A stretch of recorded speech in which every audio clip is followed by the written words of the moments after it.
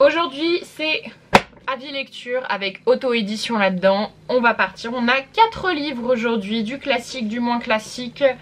Bref, c'est parti. Toujours dans ma quête de m'essayer à lire de nouvelles choses, j'ai acheté pour la première fois en salon du livre. Je participe beaucoup à des salons du livre en tant qu'auteur, mais je n'achète jamais en tant que lectrice.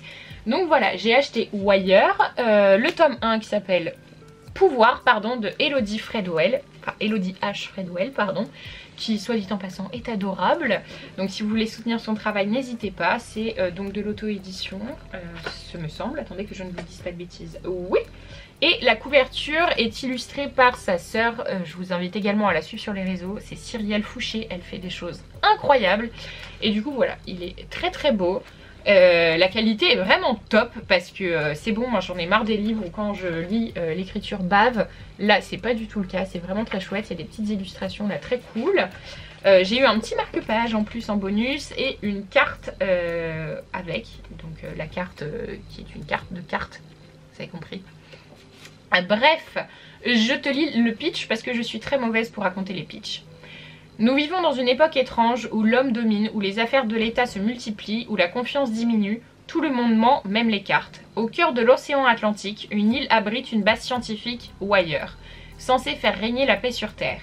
Personne ne soupçonne son existence, personne ne soupçonne les expériences réalisées sur 2 enfants pendant plus de 17 ans. En 2017, un nouveau gouvernement est formé et menace toute sécurité. Caleb et Ilya sont alors confrontés au risque de leur création, mais certainement pas ceux qu'ils imaginent. Alors, qu'est-ce que j'ai pensé de ce livre? Déjà, moi je trouve qu'il fait très young adulte. Alors, c'est pas du tout un reproche, hein, c'est juste que moi je ne lis pas de young adulte. Donc là, moi je trouve qu'il fait très young adulte dans son écriture. Il y a quelques petits trucs qui m'ont dérangé dans l'écriture. Principalement le fait qu'elle nomme les personnages par leur nationalité. Enfin, tu vois, par exemple, elle dit la Russe, tu vois. Ça, pour moi, c'est un petit peu des petits défauts d'écriture. J'aurais préféré peut-être plus de descriptions que des appellations comme ça, mais ça c'est presque plus des goûts personnels. En tout cas c'est un livre qui est très inclusif là-dessus. Il y a beaucoup de...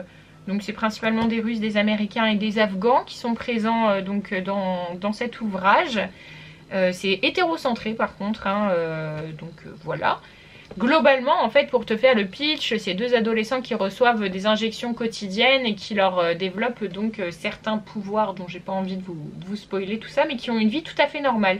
Même si cette île est un peu coupée du monde, ils ont accès aux réseaux sociaux, ils vont au lycée, etc. Enfin, c'est vraiment une vie tout à fait normale. Il y a des sujets très intéressants qui sont traités dedans, comme le harcèlement scolaire qui est vraiment très bien traité. Il y a aussi une chose, alors moi que j'ai trouvé hyper cool, c'est le fait qu'un des personnages souffre de crise d'angoisse et que ce soit normalisé. À un moment donné, en fait, elle a un arrêt maladie tout simplement parce qu'en ce moment, elle fait des crises et que c'est une semaine difficile pour elle. Et du coup, je trouve ça hyper intéressant de le formuler comme ça, de le normaliser parce que ça fait partie du quotidien de beaucoup de personnes et ça, vraiment, j'ai adoré. Ça tourne beaucoup autour des romances, ça moi je suis moins fan parce que c'est pas ce que j'aime lire, donc ça c'est totalement subjectif, donc si vous aimez les romances, allez-y foncez. Il y a un petit truc qui m'a dérangé, c'est qu'il y a une romance avec un personnage adulte, il y a peu d'écart d'âge, mais un des personnages a 17 ans, enfin pour moi là, j'avoue qu'en 2022 j'aurais un peu tendance à dire autant attendre qu'elle ait 18 ans plutôt que de faire une relation mineure majeure. Moi ça me pose problème, ça je vais pas le cacher.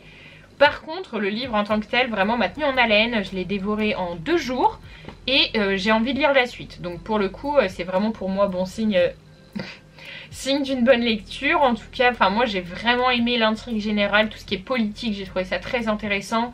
La fin m'a laissé en haleine, j'ai envie d'acheter le tome 2. Et voilà les petits défauts entre guillemets que je porte, hormis le fait vraiment de la relation mineure majeure, moi qui me pose vraiment question. Après il n'y a pas de rapport sexuel entre eux etc, mais moi ça me pose problème parce que c'est mes convictions personnelles. Mais alors tout le reste est vraiment hyper bien traité. Et tous les défauts que je peux apporter, comme le fait que ce soit pour moi entre guillemets des défauts, qu'il y ait un peu trop de romance et que ce soit un peu young adulte, c'est tout simplement parce que moi je ne lis pas ce genre de choses et que je n'ai pas l'habitude de ce genre d'écriture. Pour autant, j'ai très envie de lire la suite et je pense que c'est le plus beau compliment qu'on puisse faire à un livre. Donc voilà, c'est pas du tout mon coup de cœur de l'année parce que c'est pas ce que moi je lis d'ordinaire, mais pour autant j'ai vraiment aimé le lire. J'ai envie d'avoir la suite, je vous invite à encourager cet auteur. Elle s'est fait relire par les personnes concernées enfin j'ai parlé avec elle, elle s'est fait relire par les personnes concernées sur les thématiques traitées. Donc vraiment, voilà, c'est un livre vraiment que je trouve très intéressant. Par contre, petite question, si l'auteur passe par ici, tu as regardé Pretty Little Liars ou pas? Parce qu'il y a un personnage qui s'appelle Caleb, il y a un personnage qui s'appelle Anna et il y a il y a Allison dedans. Donc pour ceux qui connaissent la série, ça m'a quand même fait drôlement écho. Alors c'est peut-être une grosse coïncidence, mais bref, ça m'a fait rire en tout cas. Et encore une fois, j'adore la couverture. Voilà, je l'ai rencontrée en salon, cette dame est adorable. Donc voilà, je vous invite à soutenir son travail. Il y a un tome 2 et je crois qu'elle est en train d'écrire le tome 3. Alors je sais pas si on est centré puisque Gotham la Terreur a tout fait valser. Deuxième livre que j'ai lu, alors là c'est un livre Gallimard, hein, littérature blanche de sa collection standard classique. C'est À propos de ma fille de Kim Ye-jin et c'est un livre que j'ai trouvé hyper intéressant. Donc c'est un roman qui se passe en Corée du Sud et en fait c'est une maman qui doit accueillir sa fille qui a des problèmes financiers, hein, qui doit l'accueillir chez elle. Sauf que sa fille est homosexuelle, est en relation avec une femme depuis 7 ans. Et du coup, le roman est au jeu, à la première personne, pardon, du point de vue de la maman. Et du coup, c'est vraiment de l'interrogation entre le traditionnalisme et l'envie d'accepter tout ça. Ça invisibilise un petit peu le couple homosexuel. Mais pour autant, elles sont quand même très présentes dans le récit. On n'a pas forcément de sympathie pour la maman, on n'est pas en train d'essayer de se mettre à sa place, d'essayer de comprendre pourquoi elle refuse même le concept d'homosexualité, qu'elle refuse de le prononcer, qu'elle refuse de l'entendre. C'est vraiment la difficulté de tout ça et du coup c'est très intéressant de parler de ce sujet qui est encore tabou, donc malheureusement en Corée du Sud et compliqué tout court. À côté de ça, la maman en plus travaille dans une maison de retraite, donc moi c'est un univers qui m'intéresse énormément. J'aime beaucoup quand on parle des personnes âgées. C'est un sujet également que je trouve pas assez traité et en fait c'est assez poétique parce que en fait la mère est bloquée par le fait qu'elle estime que sa fille n'aura jamais de famille parce qu'elle ne comprend pas qu'on puisse être avec une femme et que ça puisse fonder un foyer. Parce que voilà, bon, elle ne comprend pas cette question là. Sauf qu'en fait elle va se prendre d'attachement d'une de ses patientes et à la maison de retraite et en fait tout simplement elle va vouloir l'accompagner dans les derniers moments de sa vie puisqu'elle est ce qu'elle estime être sa seule famille. Donc au final elle va comprendre aussi à travers ça qu'on peut être une famille sans les liens du sang, sans être dans une relation hétérosexuelle, etc. etc. Donc la morale il n'y en a pas à la fin, hein. La fin c'est pas, je vous spoile tout de suite, c'est pas tiens elle va accepter que sa fille est homosexuelle, c'est pas du tout ça, c'est vraiment une tranche de vie de ces 4 femmes, donc de la personne âgée qu'elle va accompagner chez elle, de cette maman qui comprend pas et de ce couple homosexuel qui vivent sous le même toit, qui sont en guerre mais qui n'ont pas le choix de cohabiter ensemble et du coup c'est vraiment un roman qui est à la fois touchant, intéressant et qui questionne sur beaucoup de choses et qui est vraiment fascinant. Alors du coup je sais pas ce qu'il donne en coréen hein, parce que malheureusement je ne parle pas cette langue donc je ne peux pas lire la VO. C'est traduit par Kiun Gran Choi et Pierre Biziou et du coup voilà j'ai la traduction française. Et c'est vraiment centré sur l'intime, c'est délicat, c'est une invitation touchante à découvrir le tiraillement de plusieurs personnes hein, parce que les jeunes femmes qui sont en couple sont également tiraillées aussi hein, vis-à-vis de la mère. Enfin bref, c'est vraiment très très intéressant de lire cette tranche de vie. Par contre, si vous êtes sensible à l'homophobie, évidemment, je vous invite pas du tout à le lire parce que même si le roman en tant que tel, du coup, ne l'est pas, vu qu'on est du point de vue de la mère, c'est très très très compliqué à lire, je trouve, à certains moments. Elle a des propos très durs, très crus.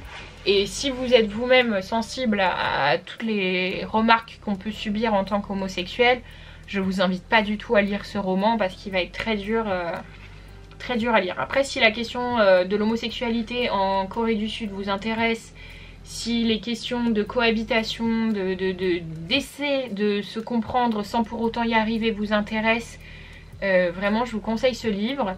Mais vraiment faites attention, hein. Si vous êtes sensible à l'homophobie, ça va être vraiment très compliqué à lire parce que les propos de la mère, qui ne sont pas validés par l'auteur, hein, je précise, mais les propos de la mère sont très crus et très très durs à lire.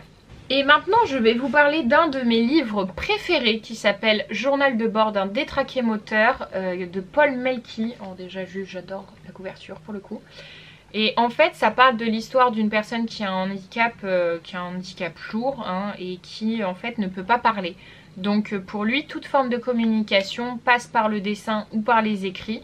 Il y a des formes donc, comme ça, vous voyez, très longues et des fois des petites phrases sur tout ce qui peut suivre au quotidien, sur les incompréhensions qu'il peut y avoir de son entourage, sur le soutien de ses proches qui des fois est trop présent, il y a beaucoup de questions aussi sur sa sexualité, sur l'envie qu'il a d'être amoureux, mais en même temps sur les limites physiques et mentales qu'il peut avoir à ce niveau-là.